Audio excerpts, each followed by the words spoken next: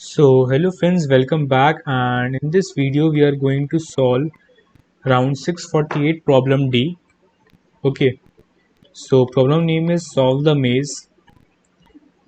So first of all I will explain the problem statement, what the problem says, and then we will move on to the approach and then solution. So problem says that we will be having a matrix. Okay, so the matrix has these four values. Either it may have a dot, it may have a hash, it may have a G, it may have a B. So this dot indicates that the matrix cell is empty. It indicates that it is blocked. It is blocked. It is empty. It indicates it has a person who is good, a good person. It indicates it has a bad person. So now what we needed is we need to uh, do such that first of all we need to print answer yes or no. And now how yes or no? It will be having suppose it will be having some hash and some B and some full stops and some G's, and we need to such that make it that no B's are able to move to this final cell and all G's are able to move to the final cell. And if the cell is like if it is blocked, so it can't move further, and if it is empty then it can move further. Now the first thing which comes in my mind is, suppose if here is B, and if I want that it should not reach the particular final position, and if I want, suppose I have a G here, and if I want it can reach. So the first thing is I will break it into two halves. It means that I will first of all check that B should not able to move to the final cell, which is R minus 1 comma C minus 1. Okay, and the next step would be that the G would be able to go to the final cell, which means R minus 1 C minus 1. Now for B to not move to this cell, which is this, so what I will do, I will mark all these places as blocked. Now why all these places are blocked? See, if it is blocked then it won't be able to move in any of these cells which can make it to the final cell, which is the cell R minus 1 C minus 1. Now there is a constraint that you can't block the cell which has B or G in it, which means that if the cell has suppose B in it, okay, let me make it again. So if the cell has B in it, so I can't block it basically. So no worries, what I will do, I will block the B's which are these. So as you can see that the block B is blocked. But suppose, okay, if it is B then I can easily block. But suppose if it had been G, let me rub it, yeah.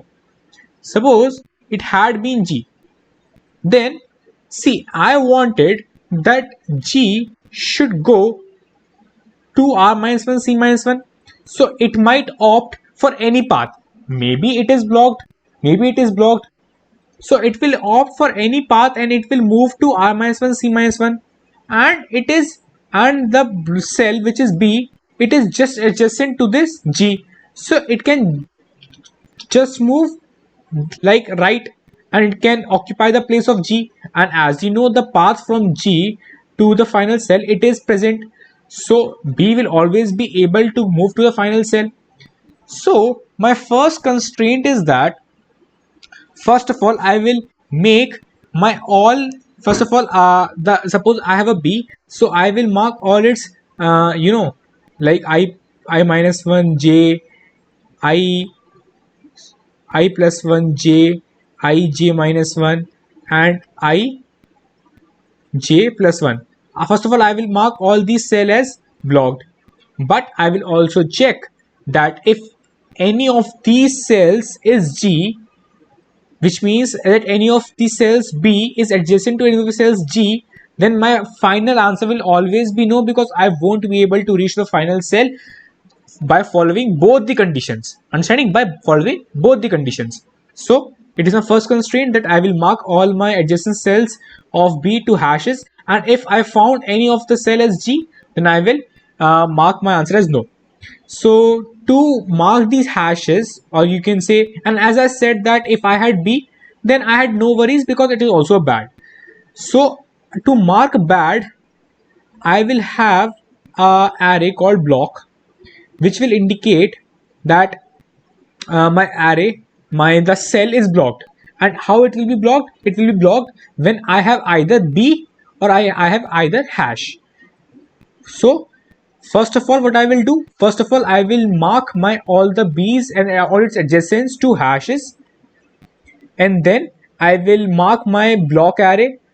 And how I will mark it? I will mark it by seeing that if it has hashes or if it has B, so I will mark my block as 1, and else my block will be 0.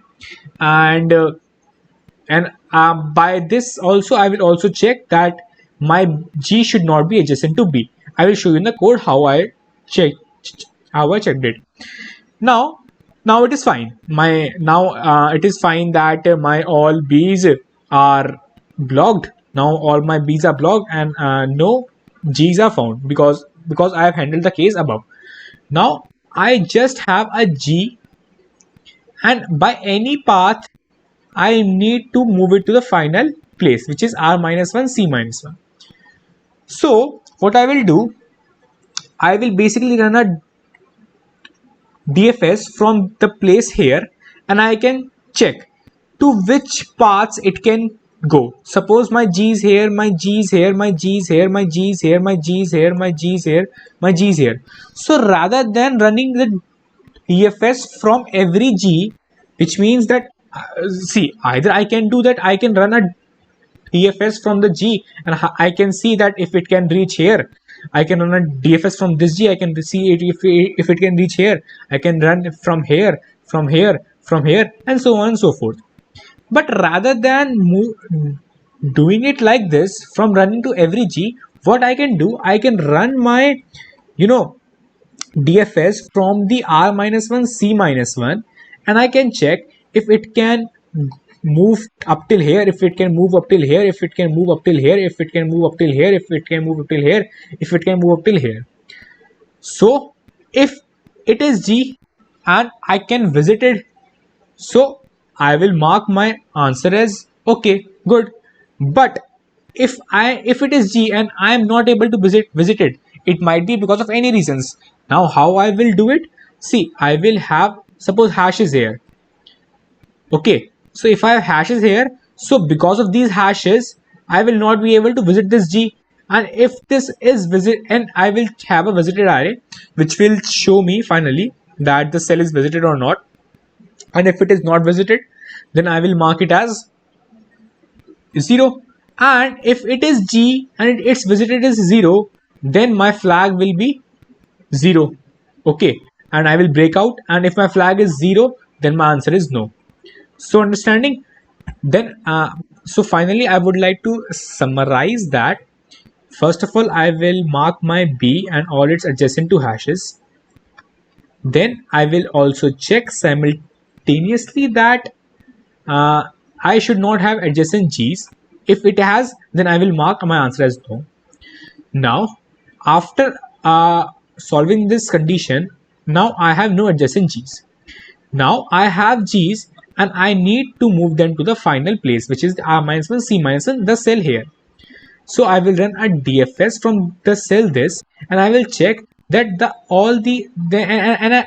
will check that how many cells are being visited, and if the value is G, and if it is visited, so it is good. But if it is G and it is visited is 0, then it is not good, it's a bad condition, and I will mark my flag as 0 and I will break my loop, and if this flag is 0, then I will mark my answer as no, else my answer is yes. So I hope that you guys got the intuition. So let me quickly show you the code.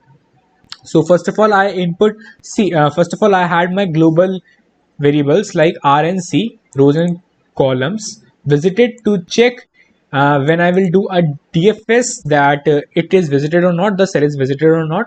Block represents the cell is blocked or not. Okay, so R and C, then I will see, I have to do memset because for every iteration, because for every case t, then my array visited and block will be filled, so I have to memset it. Now I will have a array of characters. I will put my array. I mark my initial flag as 1. Okay. Then I check if it is blocked and if it is hash or it is b. Sorry, if it is not blocked and if it is hash or b, then I will mark it block, because I said that if it is hash or it is b, so I have a block condition. Now I will simply mark the adjacent to hashes. Okay, which means the adjacent to blocks, I will mark adjacent as blocked. And at any case, if I check that my adjacent has a value g, then I mark my flag as 0. Now when I bring out of my loop, if my flag is still 0, it means my answer is no, which means that I have found an g adjacent to b, which I never wanted. Now else, now I will mark my flag as 1. I will run a DFS, and now in this loop I will check that if my value is g and if it is visited, if it is not visited, because if it would be visited, then it is fine. If it is g, if it is visited, it is fine. But if it is g and if it is not visited, so it is not fine. So I will mark my flag as 0. Then I will break out of my loop. Now if my flag is 0, then I will break out from the above loop also, because the loops are 2. Understanding? And if my flag is 0, then my answer is no, and if my flag is 1, then my answer is yes. Now you might be wondering how to write the DFS. DFS is pretty simple. DFS of suppose I and j. So if my I is less than 0, or if my j is less than 0, if my I is more than r, and if my j is more than c, and if my visited is 1, or if my blocked is 1. Okay, then I will return. Else when I'm in the DFS function, I will mark it as visited, and I will have my DFS function to its adjacent neighbors, which means I plus 1 j, I minus 1 j, I j minus 1, and I j plus 1. By this I will have my DFS. So by this I will have my answer. So I hope that you guys got the intuition and how to approach it, why we have visited array, how we handle the blocked case, and all these stuffs. So yeah, if you like the video, then please hit the like button, and yeah, see you in the next video. Bye.